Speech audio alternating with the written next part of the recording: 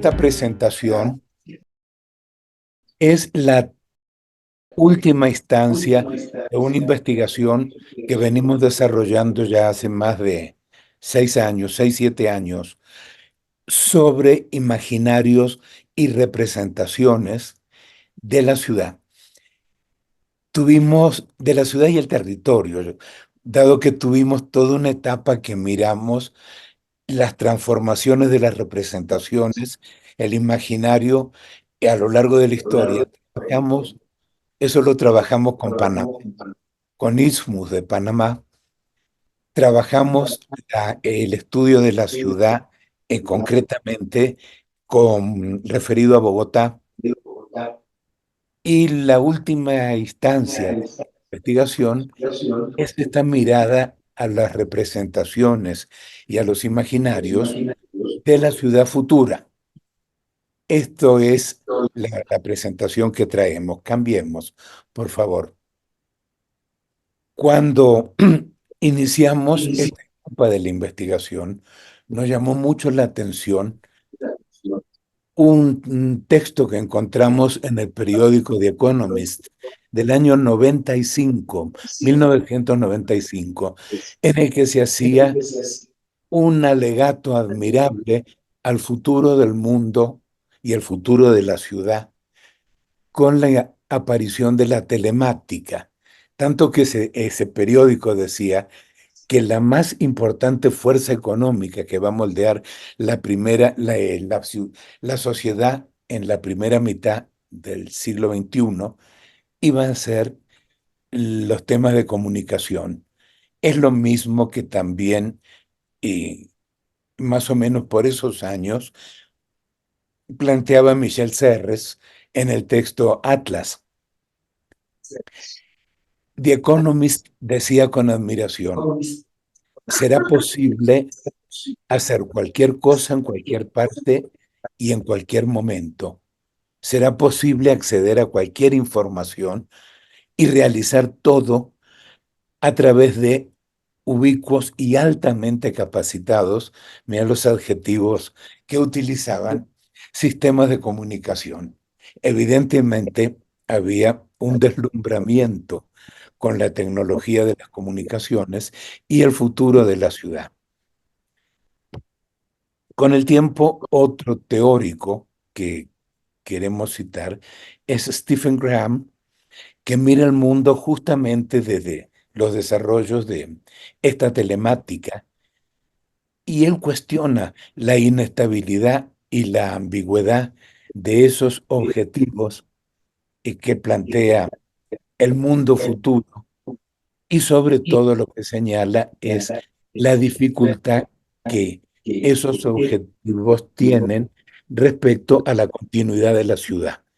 Se habla entonces de una ciudad dispersa como el contexto, podemos cambiar por favor, como el contexto para esa ciudad futura. También entre esos años y hoy, se habla de un nuevo nomadismo. Y ya no se trata del flaneur, aquel personaje de Baudelaire y luego de Benjamin, que recorría la ciudad mirando sus transformaciones. El nómada de hoy es el que mezcla ese deseo de viajar y trabajar al mismo tiempo. Bueno, el mundo cibernético, las redes y la telemática lo hacen posible, pero miren qué contradicción aparece aquí. La ciudad que intenta ser compacta para generar una menor huella de carbono y para lograr una identidad que sea fácilmente representable en los imaginarios, que permanezca en la memoria, justamente se contrapone a esa ciudad dispersa en las redes, sin identidad y ajena a cualquier relación de vecindad, dado que las relaciones ya no serían físicas, sino virtuales. Bueno, es evidente porque los nómadas en la red, el nómada digital, no necesita recursos de alimentación o cobijo, solo conexión a la red. Nos llama la atención que vemos en la legislación colombiana la aparición de una categoría de visado para residir en el país, visado de nómada cibernético, es decir, gente que trabaja en cualquier lugar del mundo y quiere vivir acá. Hay una rápida aceptación de esta situación. Esto que vemos, el discurso de The Economist, no es nuevo. Tampoco lo es la reacción de Stephen Graham, dado que la telemática es sencillamente una herramienta y la vamos a ver presente en diferentes momentos de cambio en la tecnología de las comunicaciones. Cambiemos, por favor. Esta investigación, la investigación que estamos hoy, que culmina con este texto, partió de la observación del contexto actual, este que estoy haciendo referencia, en el, porque nos llama la atención que la ciudad del futuro parece solamente entenderse en el marco de la tecnología cibernética, en el entorno de las redes de comunicación y en la virtualidad. Nos llamó la atención también la sobreinterpretación de signos que aparece impuesta por la dinámica y la velocidad de cambio de la virtualidad. El método de trabajo que adelantamos en toda la investigación es muy sencillo, está referido a la semiótica cultural y a la historia. Trabajamos dos ejes. En un eje representamos la historia, los sucesos de la historia y cómo la comunidad los representa en sus imaginarios, y en el otro eje de semiótica cultural hacemos referencia a la interpretación de los signos de esas escenas y los imaginarios que expresan esos deseos de la comunidad. Cambiemos, por favor. De esa observación planteamos dos hipótesis que fueron rectoras del trabajo. La primera hipótesis dice, hay momentos de la historia en los que la idea de futuro se convirtió en símbolo de esperanza de un mundo mejor. Esos momentos coinciden con los grandes cambios tecnológicos. Ahí vamos a entrar al trabajo. La segunda hipótesis se refiere a esos momentos en los que se ha pensado en sociedades nuevas, pero se ha representado con nuevas imágenes urbanas. Caso curioso, generalmente son ciudades con estructuras dispersas, discontinuas, en las que el discurso hace énfasis en la diversidad, en una diversidad a la que se accede desde la dispersión. Sin embargo, si observamos la ciudad continua, existen también particularidades de diversidad. Esas dos hipótesis las referimos a dos referentes básicos. Darcy Ribeiro, que fue el primer rector de la Universidad de Brasilia, que plantea en su texto una serie de revoluciones tecnológicas que conducen a procesos civilizatorios.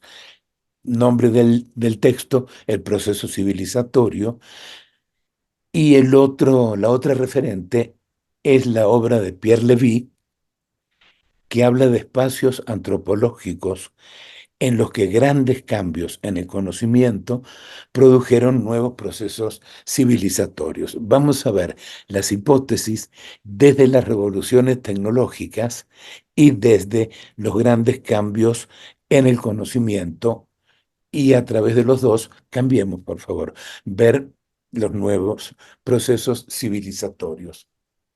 Darcy Ribeiro explica la historia de una manera secuencial, desde la revolución agrícola, la división del trabajo, luego la revolución urbana, la transformación en clanes multifamiliares y el inicio de la ciudad, hasta llegar a a la revolución mercantil, siglo XV, la industrial y lo que él llamó en su momento termonuclear. Por su parte, Pierre Levy señala que el primer espacio antropológico se basa en tres características inherentes al hombre: el lenguaje, la técnica y las formas de organización social. Luego habla de otro espacio que se define con la agricultura, la ciudad, el Estado y los modos de conocimiento dominantes. En este caso se basan en la escritura.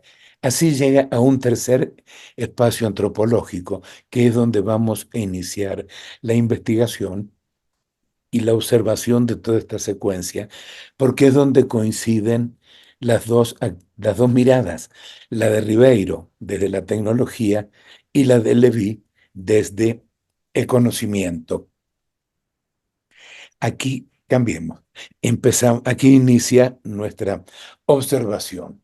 Vamos a hacer una mirada rápida, algunos momentos, y el primero que encontramos, donde coinciden los dos autores, es el contexto del 1500, el 480, con la definición del Renacimiento, y aparece la idea de ciudad ideal. Por primera vez aparece una representación de ciudad ideal asociada a futuras sociedades ideales. El ejemplo más claro es el texto de Tomás Moro, 1516, Utopía, que nos muestra que las utopías son colectivas y el futuro es visto como una sociedad ideal y la ciudad es consecuencia de esa sociedad ideal. Vale la pena mirar la portada de la primera edición de Utopía, porque en primer plano aparece un barco, la navegación, la tecnología de la navegación, primer esbozo de globalización, de reconocimiento más allá del territorio, y en el segundo plano aparece la isla de la utopía, pero la imagen, la representación de la ciudad es asombrosa. Son ciudades medievales con fortificaciones, con murallas, iglesia, confrontada a la tecnología de la navegación. En la otra imagen está Palma Nova, la ciudad, es ciudad fortaleza del Véneto,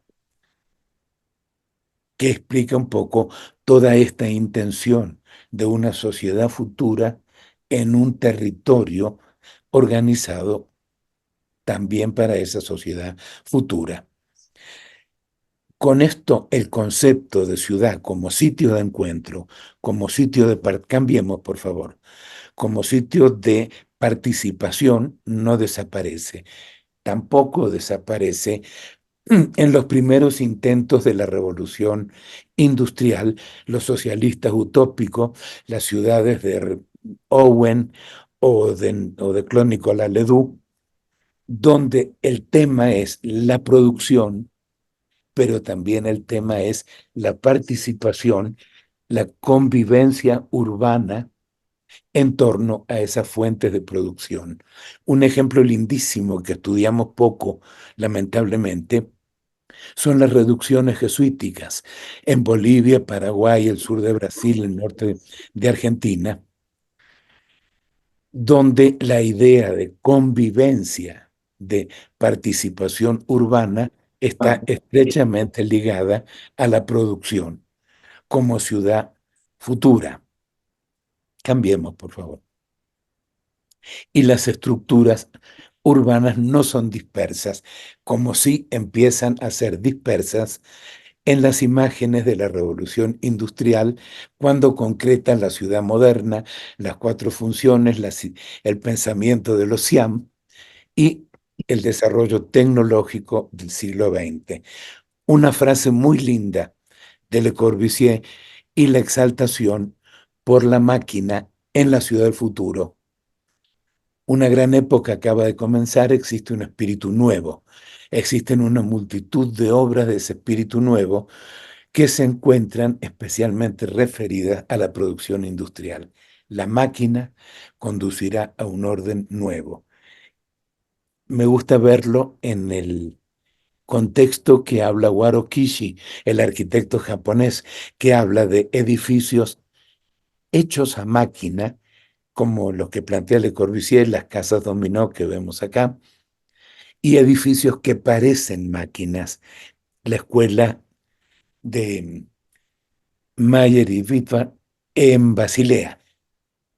Son dos intenciones, la representación formal como imaginario de futuro y la técnica aplicada, cambiemos por favor, como imaginario de futuro.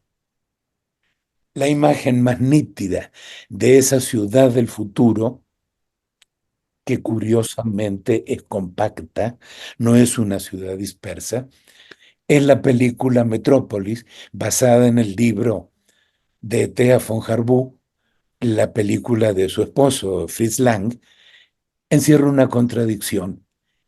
La densidad urbana, la vida urbana, la dificultad de la vida urbana, se confronta al entorno rural que rodea a esta ciudad. Finalmente, la ciudad de las máquinas cede ante la ciudad de los sentimientos, que es la no ciudad, es el medio rural. Cambiemos, por favor.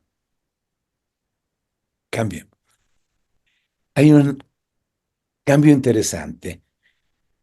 Después de la Segunda Guerra Mundial, perdón, una antes de esta, volvamos a una imagen, esta. Eh, hay in- una cosa interesante. Después de la Segunda Guerra Mundial, la necesidad de dar ocupación a la mano de obra vacante de la industria militar va a fomentar el gran desarrollo de la sociedad de consumo. Esa segunda posguerra trae nuevamente la máquina como símbolo tecnológico de la ciudad futura, pero ya no importa si es dispersa o continua, y no es la máquina en la que se depositaban las esperanzas de un mundo futuro con una sociedad ideal. Es la máquina simplemente que permite el confort en la vida cotidiana. Son imágenes de la revista Life de los años 50 que muestran ese futuro de familias ideales, no sociedades ideales, en contextos ideales, urbanos o no, rodeados de máquinas que hacen el trabajo tradicional de la vida cotidiana, lavadoras, hornos, televisión, etc. Cambiemos, por favor. Ahora sí, cambiemos. En ese contexto, el desarrollo de la tecnología espacial en los años 60 define otro imaginario de ciudad de futuro que está basado en la tecnología dura, hard, pero al mismo tiempo se va definiendo otra tecnología más ligera, soft. Se ven estas dos imágenes. La primera es de la película 2001, Una Odisea del Espacio, de Stanley Kubrick, basada en la novela de Arthur Clarke. Una aventura espacial donde la ciudad futura y el mundo futuro está regido por la tecnología pesada. El computador de la nave, gran parte, es la mayor parte de la nave. Y la ciudad es un ejemplo de tecnología dura. Por otro lado, miremos el cómic Barbarella, de origen francés, en el que la heroína viaja en una nave de ultramoderna tecnología, pero con un interior recubierto de pieles y telas suaves, soft. Dos visiones del futuro, la máquina, la expresión de un futuro de tecnología dura, y el programa que controla la máquina de tecnología blanda. Ahí va a aparecer la decisión entre las dos imágenes de ciudad del futuro. Cambiemos, cambiemos. Lo vemos en las películas de ese momento y vamos a ver que junto con la desaceleración en, en los proyectos de conquista espacial, junto con la caída de las ideologías en los últimos años del siglo XX, la pérdida de utopías sociales reemplazadas por fantasías individualistas, desdibujaron ese imaginario de una ciudad futura desarrollada en función de la tecnología. Sin embargo, la fantasía por sí sola no basta para imaginar la ciudad. Esa escisión de una fantasía que no llega a concretar la imagen de la ciudad va a mostrar un nuevo componente en la representación, el miedo, expresión que vemos en el futuro de la ciudad en La Naranja Mecánica, o en Blade Runner, o en Duna, un futuro sin agua. Aparece un nuevo imaginario urbano y el miedo que se concreta en edificios encerrados, recintos con rejas, barrios cerrados o countries, como llaman en otras partes, intervenciones puntuales, centros comerciales, shoppings, centros recreacionales, etcétera. Un mundo de cápsulas donde el tema es la seguridad, una ciudad futura basada, cambiemos por favor, en esa imagen de seguridad. Esta mirada desde el consumo a la sociedad del futuro, en la primera década del siglo XXI, propuso la idea de ciudades rápidas, basadas en la eficiencia económica y en la velocidad. Ciudades para aquellos nómadas digitales que hablábamos al principio. Lo inmediato acorta las distancias y las nuevas tecnologías, las redes, las microondas, etcétera, crean un nuevo escenario cultural, un escenario de inmaterialidad y simultaneidad. Es curioso, son los postulados de aquel posmodernismo de la década de 1980 que se concreta en esta imagen de la ciudad futura de los primeros años de este siglo. Cambiemos. Y llevemos la mirada a lo que señala Pierre Levy. ¿Cómo será esa ciudad? Levy observa que a cada uno de los espacios antropológicos corresponde un modo de conocimiento específico. El actual espacio de conocimiento, Levy lo señala a partir de la inmediata inserción de los conocimientos en la vida cotidiana.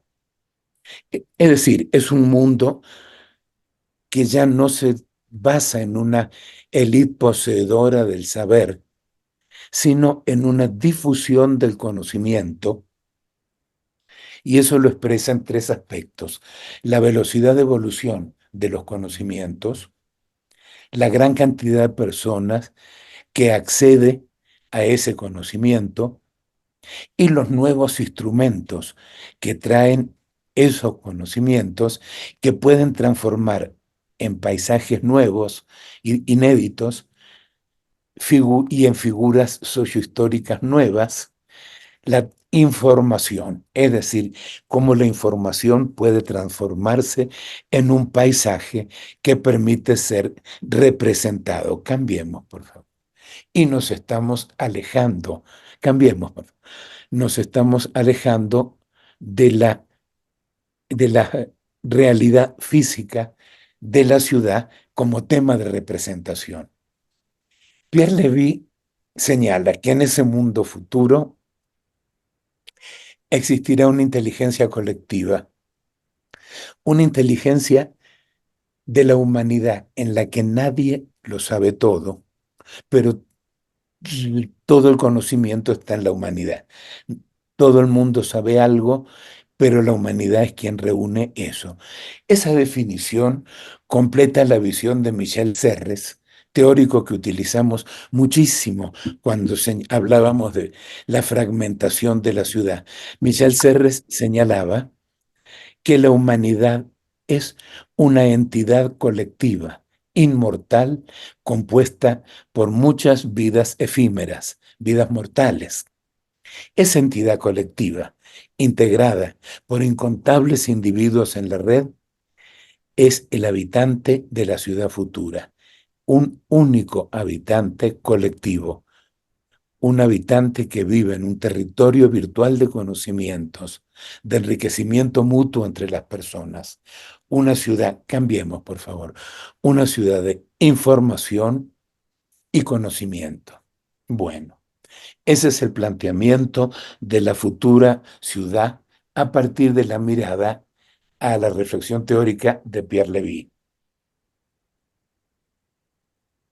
Sin embargo, así como coexisten los espacios nómadas en la red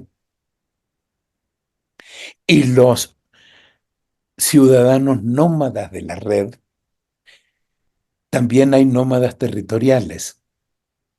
De la misma manera que hay nómadas virtuales y territoriales, hay ciudad compacta y ciudad dispersa. Más allá, y caso curioso, porque cada vez la ciudad llama menos la atención, parecería que cada vez importara menos. Más allá de la esperanza de una ciudad futura, la esperanza hoy se centra en el mundo futuro, en un territorio ocupado por grupos asentados en estructuras continuas en territorios dispersos en la fragmentación de la red. Cambiemos. Pero hay más nómadas.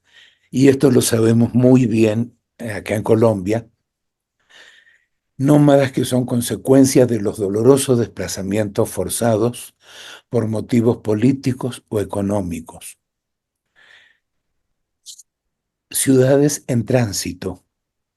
Otros nómadas que son inducidos por el consumo de turismo o el consumo de formación profesional fuera del propio país. ¿Qué nos interesa ver de esto? Que esos desplazamientos se producen desde nuestras ciudades aparentemente lentas, naturalmente compactas, desplazamientos hacia ciudades imaginadas como ciudades rápidas y dispersas. Imaginarios, imaginarios de ciudades que ya están en el futuro y allí serán acogidos los migrantes. Una representación, un imaginario cargado de esperanza de una ciudad futura, imaginada como rápida y dispersa, que no va más allá de una representación. Cambiemos, por favor. Me encanta esta imagen. Está tomada de un libro turístico de los años 50, 60. Creo que, bueno, la ciudad no es el espacio del nómada, de ninguna manera. La ciudad es el territorio de la comunidad organizada. La ciudad es el territorio de una comunidad que tiene una historia común, a diferencia de la red, que es el espacio del nómada. En la red no hay intereses solo hay intereses en común, no hay afanes, intereses colectivos.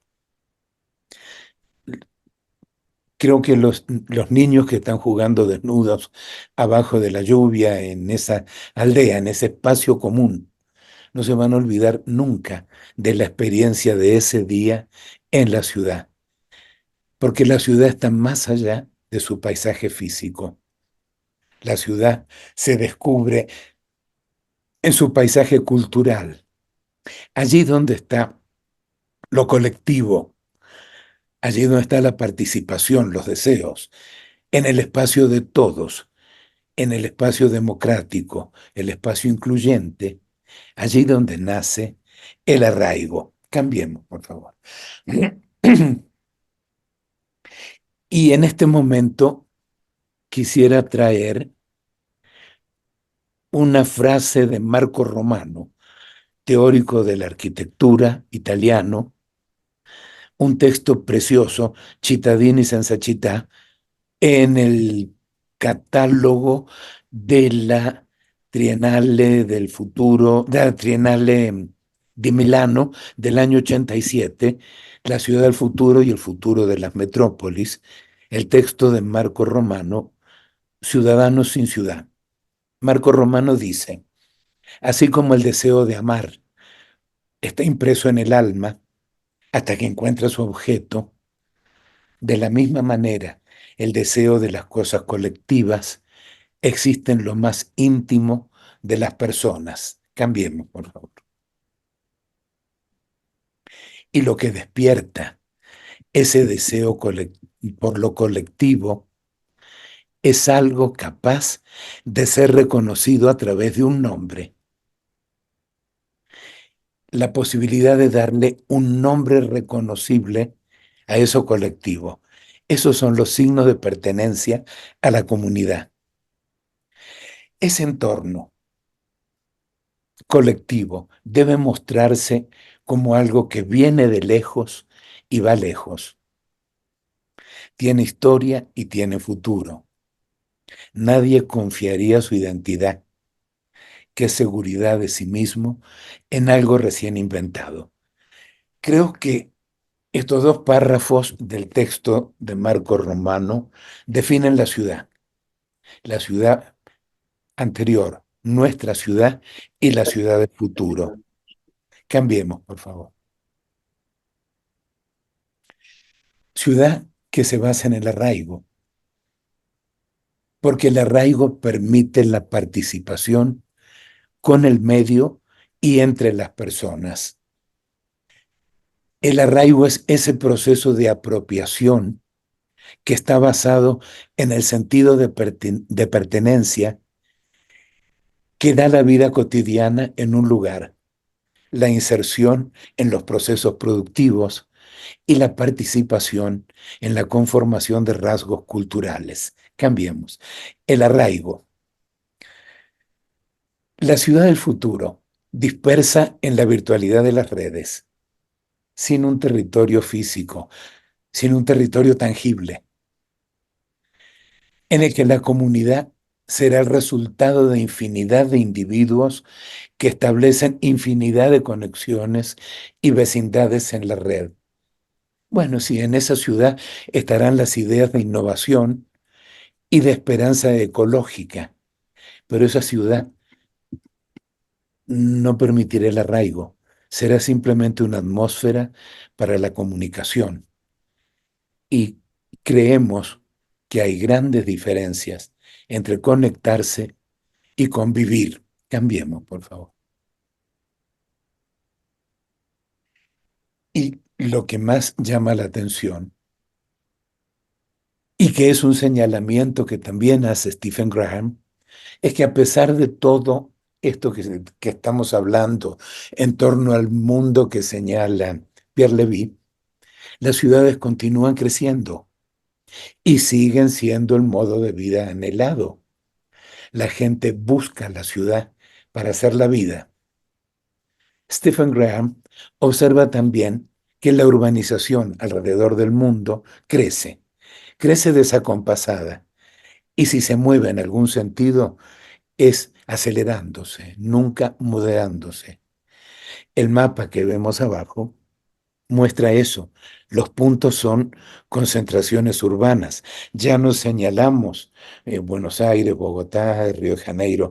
Vemos manchas continuas sobre el Pacífico, sobre el Atlántico, en lugares de Asia, de Europa, de América del Norte. Se espera que la población urbana aumente notablemente y en forma constante. Cambiemos. Bueno, pero ¿qué ciudad se ofrece a los compradores? Bien, la gente va a la ciudad, busca la ciudad. Estas fotos están tomadas de las páginas web de Finca Raíz en Colombia. Son, miramos cuatro ciudades: Pereira, Bucaramanga, Medellín, Cali. Ciudades que las definen con eslogan publicitarios de la ciudad. Pereira, la ciudad querendona, trasnochadora, morena; Medellín, la eterna primavera; Bucaramanga, la ciudad bonita; Cali, la sultana del valle. ¿Qué ven? ¿Qué se ofrece? Edificios sueltos. Alrededor del edificio, tanto en la imagen de Pereira como de Bucaramanga, no hay ciudad, hay un verde. La ciudad no es atractivo para la compra del hábitat de una persona. La ciudad no es el entorno donde uno desea estar participando. La comunidad, lo colectivo, lo que nos rodea en esos edificios es el verde. Medellín, la ciudad se ve allá lejos, al fondo, entre brumas. Cali no se ve la ciudad directamente. ¿Qué ciudad se ofrece a los compradores? ¿Por qué la ciudad no es atractivo de venta? Cambiemos, por favor. ¿Qué ciudad se construye? Esa es la otra mirada que tenemos que hacer. Esto es periferia de Barranquilla, una ciudad caribe con una tradición alegre, festiva, carnaval. ¿Qué ciudad se construye? ¿Cómo construye Barranquilla? La imagen es notable, parece la Ville Savoie, perdón, pero es el Plan Voisin de Le Corbusier de 1925. La imagen de habitar, trabajar, recrearse y circular, torres de edificios y el cruce de autopistas. Exactamente la imagen del Plan Voisin del año 25. Esta es la ciudad que se construye, con el agregado de los conjuntos cerrados de vivienda que ofrecen seguridad, etcétera, todo lo que hablábamos anteriormente. Cambiemos, por favor. Y vuelvo a Marco Romano y a Ciudadanos sin Ciudad. Y me pasó en Barranquilla. Cuando caminamos por esas zonas nuevas de viviendas de excelente calidad arquitectónica y constructiva, sentimos la falta de algo, algo que estábamos predispuestos a encontrar, pero no lo encontramos. Falta lo público, falta lo colectivo. Cambiemos, por favor. Falta la ciudad. Cambiemos. La ciudad es el máximo satisfactor de la vida porque reúne las necesidades de una comunidad diversa. La ciudad es un territorio de convivencia social. Ahí está la convivencia en la diversidad, eso que fomenta la colaboración mutua. Sin embargo, tanto la publicidad como las imágenes que hemos visto recientemente, la ciudad aparece en el marco del individualismo actual. Ya no es un espacio de intereses colectivos, sencillamente es un espacio donde prima el interés particular. Es una máquina de vivir, donde cada uno responde a un mecanismo para cubrir determinadas necesidades. Eso lo venimos observando desde la década del 70, que se viene acentuando cada día más, con la pérdida de utopías sociales, el salir adelante todos juntos, la caída de las ideologías. Yo me salvo, usted verá, una frase muy conocida y un comentario de Jaime Alarcón, un teórico de la ciudad ecuatoriano, excelente, que vale la pena su lectura. ¿La ciudad es un espacio para vivir o es un espacio para convivir? Vale la pena leer a Jaime Alarcón. Cambiemos, por favor. Y continuemos con las observaciones de Jaime Alarcón. Él dice que la ciudad es la representación espacial de una relación social integrada. Bueno, esa es la definición tradicional comunidad organizada en territorio organizado.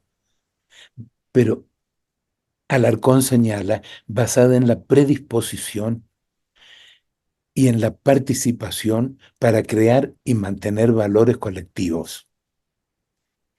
Y luego observa Alarcón, la ciudad compacta es el modelo de desarrollo urbano más apropiado para lograr la convivencia y la sostenibilidad. Mediante la ciudad compacta, la complejidad y la eficiencia, se facilita la inclusión social, se estimula la armonía, la productividad urbana y el ambiente saludable. Es decir, hay un recoger la tradición de la ciudad compacta que permite una diversidad particular. Texto de Alarcón en la ciudad compacta y la ciudad dispersa. Cambiemos, por favor. Vamos terminando. Esa ciudad compacta, esa ciudad diversa, donde los nómadas no son los nómadas sedentarios, sino son los habitantes sedentarios, donde el territorio vuelve a ser la ciudad y el arraigo continúa siendo la base de la sostenibilidad, porque sin arraigo no hay comunidad y sin comunidad no hay ciudad. Bueno, cambiemos, por favor. Esa es la mirada con que concluimos esta investigación, que se inició, como les decía, hace unos años, que se presentó la parte de imaginarios urbanos en el Archivo de Bogotá, trabajo que está publicado en el librito eh, Bogotá Imaginarios 1950-2000, que hicimos con la arquitecta Clara Rodríguez Ibarra, en la revista Medio Ambiente y Urbanización de Buenos Aires, en el número 87, se publicó el capítulo referido a paisaje físico y paisaje cultural en el territorio, el caso del Canal de Panamá. En el año 2018, en una ponencia en el Congreso Internacional, que hubo un taller internacional que hubo en Bogotá, se presentó la primera mirada al imaginario del futuro, que se publicó en la revista Módulo. Se puede encontrar en la web, lo mismo que el texto de Buenos Aires, en la revista Módulo de la Universidad de la Costa de Barranquilla. Este informe actual es el cierre de este proceso de investigación. Y muchas gracias también en nombre de mi colega Jairo, que no pudo estar aquí presente. Cambiemos, por favor. Cambiemos. Esta es la bibliografía que se trabajó para esta presentación. Muchas gracias.